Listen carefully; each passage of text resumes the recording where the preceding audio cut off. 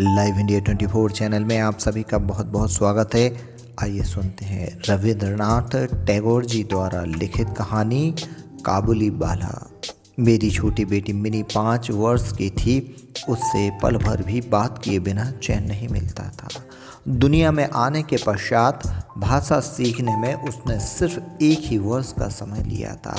उसके पश्चात से जब तक वह जागती रहती है उस वक्त का एक भी पल वह खामोश रहकर नहीं बैठती। उसकी माँ कभी कभी डांट डपट कर उसका मुंह बंद करा देती है, पर फिर भी मैं ऐसा नहीं कर पाता। मिनी अगर थोड़ी देर भी चुपचाप रहती है तो वह अजीब सी लगने लगती है। मुझसे भी उसकी खामोशी अधिक देर तक सही नहीं जाती और असली बात तो यह है कि उसके साथ मेरी वार्तालाप कुछ अधिक उत्साह के साथ चलती रहती है। सवेरे उठकर मैं अपने उपन्यास का 17वां अध्याय लिखना आरंभ करने जा ही रहा था कि मिनी ने आकर कहना आरंभ कर दिया, बाबू रामदयाल दरबान काका को कौवा कह रहा था और वह कुछ नहीं जानता है ना बाबा। संसार की भाषाओं की विभिन्नताओं के विषय में मैं उसे कुछ ज्ञान देने वाला ही था कि उसने दूसरी बात छेड़ दी। सुना बाबू, भोला कह रहा था कि आकाश में हाथी सूंड से पानी बिखेरता है तभी वर्षा होती है। ओ माँ, भोला झूठ मूठ ही इतना बोलता है, बस बोलता ही रहता है, दिन रात बोलता ही जाता है बाबू। इस विषय में मेरी राय के लिए जरा सा भी इंतजार किए बिना वह चट से पूछ बैठी, क्यों बाबू, अम्मा तुम्हारी कौन होती है? मैंने मन ही मन कहा साली और मुख से कहा मिनी तू जाकर भोला के साथ खेल, मुझे अभी बहुत कुछ कार्य करना बाकी है। लेकिन वह मेरी लिखने की मेज के पास मेरे पैरों के पास बैठ गई और दोनों घुटने और हाथ हिला हिलाकर अपना मुख चलाते हुए रटने लगी। अंगड़ुम बागड़ुम थोड़ा डुम साजे।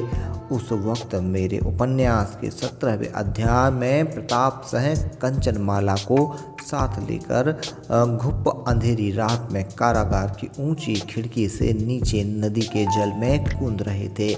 मेरा कमरा सड़क के किनारे था। अचानक मेरी अक्को बक्को 3 तिलक को खेल छोड़कर खिड़की के निकट दौड़कर गई और जोर से पुकारने लगी, काबुली वाला, ओ काबुली वाला। गंदे व ढीले वस्त्र पहने, सिर पर पगड़ी बांधे, कंधे पर झोली लटकाए और हाथ में अंगूर की 2-4 पेटियां लिए एक लंबा सा काबुली धीमी गति से सड़क पर चला जा रहा था। उसे देखकर मेरी बेटी मिनी के मन में कैसे भाव जागे होंगे यह बताना जरा मुश्किल है, पर वह जोर जोर से उसे पुकार रही थी। मैंने सोचा अभी कंधे पर थैला लटकाए एक आफत मेरे सिर पर आ सवार होगी और मेरा 17वां अध्याय पूरा होने से रह जाएगा। मगर मिनी की पुकार पर जैसे ही काबुली ने मुस्कुराते हुए अपना चेहरा घुमाया और मेरे घर की तरफ आने लगा, वैसे ही मिनी सब छोड़ छाड़ कर अंदर की तरफ भागी और गायब हो गई। उसके मन में एक अंधविश्वास सा उत्पन्न हो गया था कि झोली में ढूंढने पर मिनी जैसे और भी 2-4 बच्चे मिल सकते हैं। काबुली ने आकर मुस्कुराते हुए प्रणाम किया और खड़ा रहा। मैंने सोचा हालांकि प्रताप सह और कंचनमाला दोनों ही बड़ी मुसीबत में हैं, फिर भी इस आदमी को घर बुलाकर कुछ ना कुछ खरीदना न्यायोचित ना होगा। हमने कुछ चीज़ें खरीदी। उसके पश्चात इधर उधर की बातें भी होने लगी। अब्दुल रहमान के रूस अंग्रेजी सदी रक्षा नीति पर चर्चा होती रही। अंत में उठते वक्त उसने पूछा, बाबूजी तुम्हारी लड़की कहाँ गई? मिनी के मन में बेकार का डर दूर करने के इरादे से मैंने उसे अंदर से बुला लिया। वह मुझसे चिपट कर खड़ी हो गई। शक भरी नज़रों से वह काबुली का चेहरा और उसकी झोली की तरफ देखती रही। काबुली ने झोली से किशमिश और सुबानी निकाल कर देना चाहा, पर उसने किसी प्रकार भी कुछ न लिया। दोगुने डर के साथ वह मेरे घुटनों से चिपकी रही।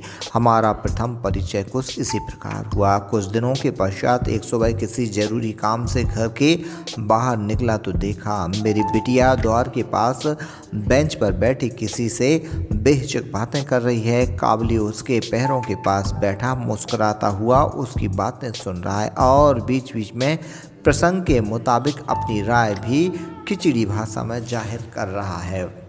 मिनी के 5 साल की आयु के अनुभव में बाबू के अतिरिक्त ऐसा धैर्य रखने वाला श्रोता शायद ही कभी मिला हो। फिर देखा उसका छोटा सा आंचल बादाम किशमिशों से भरा हुआ है। मैंने काबुली से कहा, इस बच्चे को यह सब क्यों दिया? ऐसा मत करना। इतना कहकर जेब से एक अठन्नी निकाल कर मैंने उसको दे दी। उसने बेझिझक वह अठन्नी लेकर अपनी लंबी जेब में डाल दी। जब मैं घर लौट कर आया तो मैंने देखा उस अठन्नी को लेकर बड़ा हा हल्ला आरंभ हो चुका था। मिनी की माँ अपने हाथ में कुछ थामे हुए डांट कर मिनी से पूछ रही थी, तुझे अठन्नी कहाँ से मिली? मिनी ने बताया, काबुली वाले ने दिया है। उसकी माँ बोली, काबुली वाला से तूने अठन्नी ली ही क्यों? मिनी रुआंसी होकर बोली, मैंने नहीं मांगी, उसने स्वयं ही दे दी। मैंने उसके पास जाकर मिनी को उस विपत्ति से बचाया और बाहर ले आया। मालूम हुआ कि काबुली के साथ मिनी की यह दूसरी भेंट ही हो, ऐसी बात नहीं। इसी बीच वह नित्य आता रहा और पिस्ता बादाम की रिश्वत देकर मिनी के मासूम लोभी दिल पर काफ़ी अधिकार जमा लिया।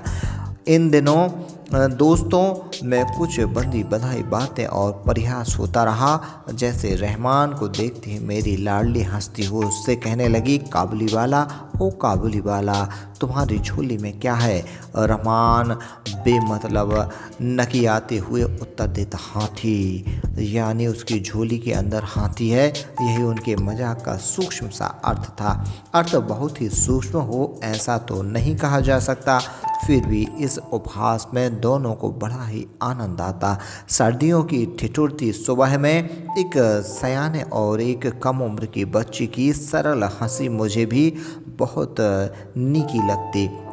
उन दोनों में एक बात और भी चल रही थी और रहमान मिनी से कहता, खोखी तू कभी ससुराल मत जाना। हाँ, बंगाली परिवार की लड़कियां बाल्यावस्था में ही ससुराल शब्द की जानकार हो जाती हैं, मगर हम लोगों ने थोड़ी आधुनिक होने के कारण मासूम बच्चों को ससुराल के विषय में अभी सचेत नहीं किया था। इसलिए रहमान की बातों का अर्थ वह साफ साफ नहीं समझ पाती थी, लेकिन बात का उत्तर दिए बिना चुप रह जाना उसकी आदत के बिल्कुल विपरीत था। वह प्रत्युत्तर में रहमान से पूछ बैठती, तुम ससुराल जाओगे?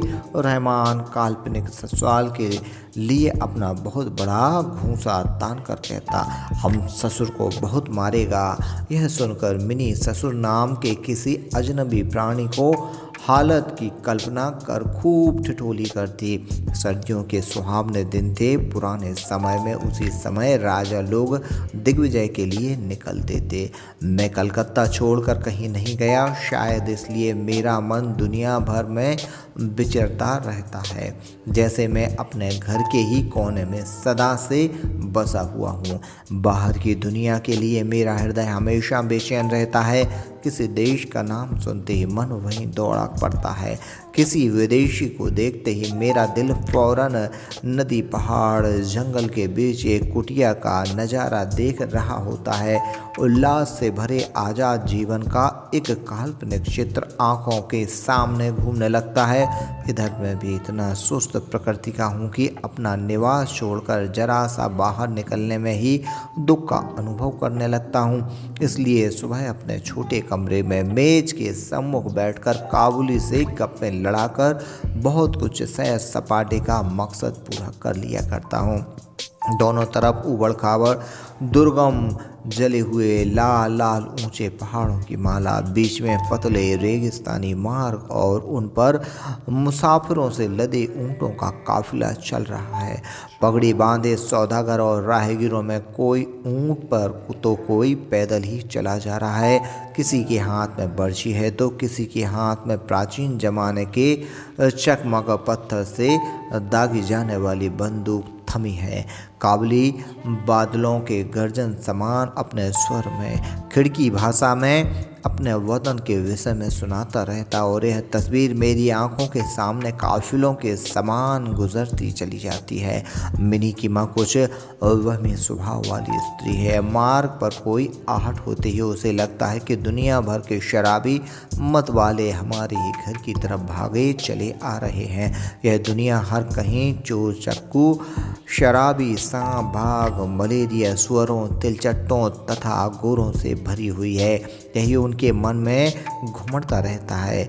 इतने दिनों में दुनिया में रहने के बावजूद उसके मन में यह भय अभी तक दूर नहीं हुआ। खास तौर पर कि काबिल रहमान के विषय में तो वह बिल्कुल भी संतुष्ट नहीं थी। उस पर खास दृष्टि रखने के लिए वह मुझसे बार बार अनुनय करती रहती थी। मैं उसके संदेह को हंसी में उड़ा देने की चेष्टा करता तो वह मुझे एक एक कर कई सवाल पूछ बैठती। क्या कभी किसी का लड़का चुराया नहीं गया? क्या काबुल में गुलामी की प्रथा अभी भी मौजूद नहीं है? एक लंबे चौड़े काबुली के लिए क्या एक छोटे से बच्चे को चुरा कर ले जाना मामूली सी बात नहीं है? मुझे मानना पड़ा कि यह बात बिल्कुल नामुमकिन तो नहीं, लेकिन यकीन लायक भी नहीं। यकीन करने की शक्ति हर एक के समान नहीं होती, इसलिए मेरी पत्नी के मन में डर बना ही रह गया, मगर सिर्फ इसलिए बिना किसी दोस्त के रहमान को अपने घर में आने से मना करने की हिम्मत न जुटा सका। प्रत्येक वर्ष माह के महीने में रहमान अपने देश चला जाता। उस समय वह अपने धन की वसूली में बुरी तरह से फंसा रहता। उसे घर घर दौड़ना पड़ता है, फिर भी वह जैसे तैसे समय निकाल कर एक बार मिनी से आकर मिलता जरूर था। देखने में प्रतीत होता है जैसे दोनों में कोई साजिश चल रही है। जिस दिन रहमान सवेरे नहीं आ पाता उस दिन देखता हूँ कि वह शाम को अवश्य आता है। अंधेरे कमरे के कोने में वह ढीले ढाले कुर्ता पाजामा पहने झोली झंगोली वाले लंबे तगड़े व्यक्ति को देखकर सचमुच मन में अचानक एक भय सा व्याप्त हो जाता है। किंतु जब मैं देखता हूँ कि मिनी काबुली वाला कहकर हंसते हंसते दौड़ती चली आती है और अलग अलग आयु के दो मित्रों में पुराना सहज मजाक चलने लगता है, तो मेरा मन भी प्रसन्नता से विभोर हुए बिना न रहता है। एक सुबह मैं अपने छोटे कमरे में बैठा अपनी पुस्तक के प्रूफ देख रहा था। सर्दियों की समाप्ति के दिन थे, लेकिन 2-3 दिन से कड़ाके की ठंड पड़ रही थी। शीत की ठिठुरन से सबके दांत किटकिटा रहे थे। खिड़कियों के रास्ते धूप आकर मेज को नीचे मेरे पैरों पर आ रही थी। यह धूप मुझे काफ़ी सुहावनी लग रही थी। सुबह के करीब 8 बजे होंगे। गुलबुंद लपेटे सवेरे सैर को निकलने वाले लोग अपनी सैर समाप्त कर घर को लौट रहे थे। उसी समय एक सड़क पर कुछ शोरगुल सा सुनाई पड़ा। देखा तो रहमान को 2 सिपाही पकड़े चले आ रहे हैं तथा उसके पीछे पीछे तमाशबीनों का झुंड चला आ रहा है। रहमान के वस्त्रों पर खून के धब्बे हैं और एक सिपाही के हाथ में खून से रंगा हुआ छुरा है। मैंने घर के बाहर जाकर सिपाहियों से पूछा कि आखिर मामला क्या है। कुछ उस सिपाही और कुछ रहमान से ज्ञात हुआ कि हमारे पड़ोस में एक व्यक्ति ने रहमान से उधार में एक रामपुरी चादर खरीदी थी। कुछ रुपए अभी उस व्यक्ति पर शेष थे, जिन्हें देने में वह साफ मुकर गया। इसी बात को लेकर बहसबाजी में रहमान ने उसे छुरा भोंप दिया। रहमान उस झूठे व्यक्ति के प्रति तरह तरह की भद्दी गालियाँ भी बक रहा था कि काबुली वाला पुकारती हुई मिनी घर से बाहर दौड़ी चली आई। मिनी को देखती ही पल भर में रहमान का आग उगलता चेहरा उजली हंसी में खिल उठा। उसके कंधे पर आज झोली नहीं थी, इसलिए झोली के विषय में दोनों मित्रों के बीच पुरानी बहस न छिड़ सकी। मिनी आती उससे पूछ बैठी, तुम ससुराल जाओगे? रहमान ने हंसकर बताया, और वहीं तो जा रहा हूँ। उसे लगा उसके उस उत्तर से मिनी मुस्कुराई नहीं। तब उसने हाथ दिखाते हुए कहा, ससुर को मारता, लेकिन करूं क्या, हाथ बंधे हैं। उस व्यक्ति को संगीन चोट पहुंचाने के अपराध में रहमान को कई वर्ष की कैद की सज़ा हो गई। रहमान के विषय में मैं धीरे धीरे भूल ही गया।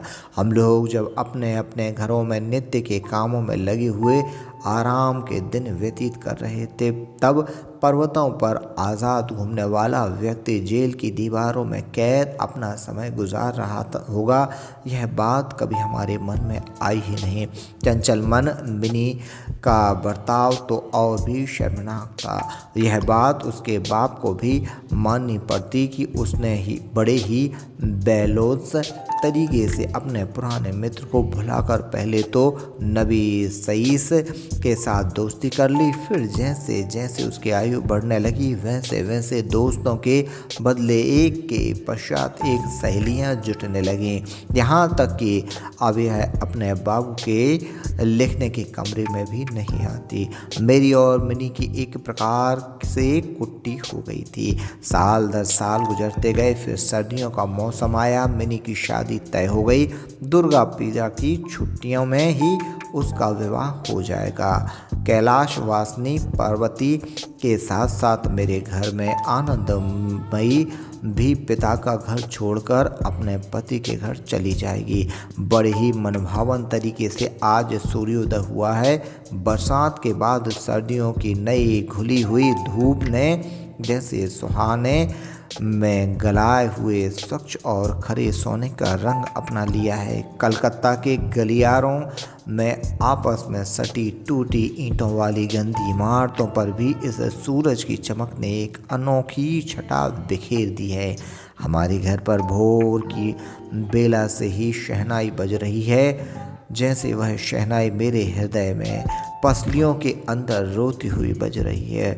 उसका करुण भैरवी राग जैसे मेरे सम्मुख खड़ी विछोह की पीड़ा को जाड़े धूप के साथ दुनिया भर में फैलाए दे रहा है। आज मेरी मिनी का पाणी ग्रहण है।